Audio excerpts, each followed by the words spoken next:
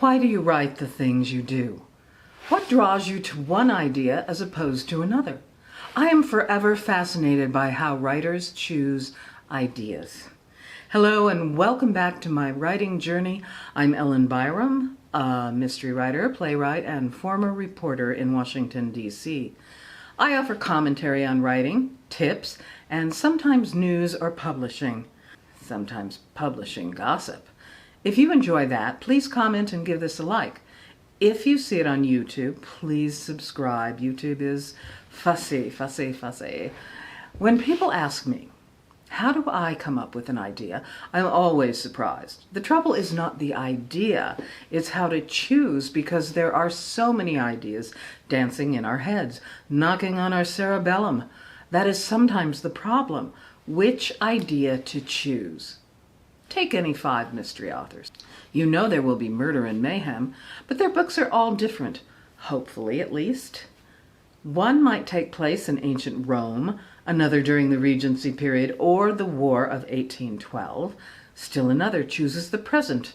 It might be a craft mystery or a thriller, a mystery that can take place on Mars, or in my case, during the aftermath of Prohibition in New York City and trekking among the denizens of Broadway and the theater world. These books are all different, but do they result from the writer being bombarded with ideas, or have they had a singular interest that has inspired or haunted them for years? I have known 2 different men who wanted to write, not mysteries, but histories. One about the Civil War and the other the Revolutionary War, American Revolutionary War.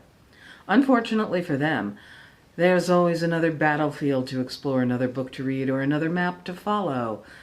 This may be why fiction is preferable, and may be why they never got those books written, to my knowledge. In fiction, you can make things up. Other times, the idea we choose may be our subconscious that is knocking on our brain, telling us to get started, to get going, or to keep at it. I had a friend once who dreamed that he saw a lot of books, either in the library or the bookstore, with his name on them. Only problem was, he knew he hadn't written them. He woke up so depressed. But it seemed to me this was a classic kick in the pants, telling him to get started because those books had yet to be written. It could be his name on them. Time was still there. Now, Robert Louis Stevenson famously dreamed about the tale that became Dr. Jekyll and Mr. Hyde. And according to Google, so it might not be true, Mary Shelley, author of Frankenstein, said she had a, quote, waking dream of a pale student of unhallowed arts, kneeling beside the thing he had put together. More recently, Patti Smith, the musician, published a memoir, as she recounted on late-night TV, because she had a dream that the book arrived in the mail and it was already written. So we know in one world it was. Anyway, Smith said it was a sign and it took a long time to write, but she did write it. It is a wonder, I think, that we don't credit our dreams in our acknowledgement pages. I have been the recipient of the Dream World Idea Instigator at least twice.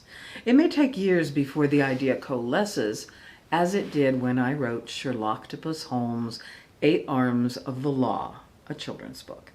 In the dream, I was told that the publisher really wanted books about crime-fighting octopuses.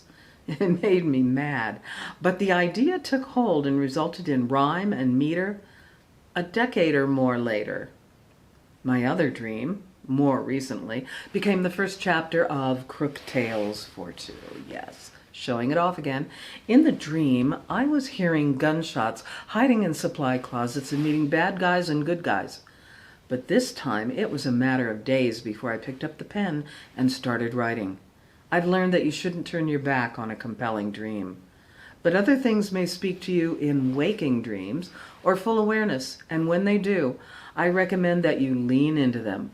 Whether it's dreams or random thoughts that capture your attention, they may hide tales of treasure. That's a metaphor. Second, write them down. And because I recently heard something interesting on YouTube, as one does, I recommend you handwrite your ideas. Don't just key them into your devices. Why? Because studies have shown that handwriting lights up your brain. You have to decide what to write and not just mindlessly enter words into a computer. Handwriting keeps you engaged. It uses your brain and probably gives you glowing skin. Kidding. Lean into it. Follow that idea. Write it down. And later you can worry about what to tell the people who ask how you get your ideas. You can always say, "Don't you get ideas?" That's all I have for now. Enjoy this week and welcome those ideas that you refine and those that define you. That's all I have for now, and I'll see you next time. Bye.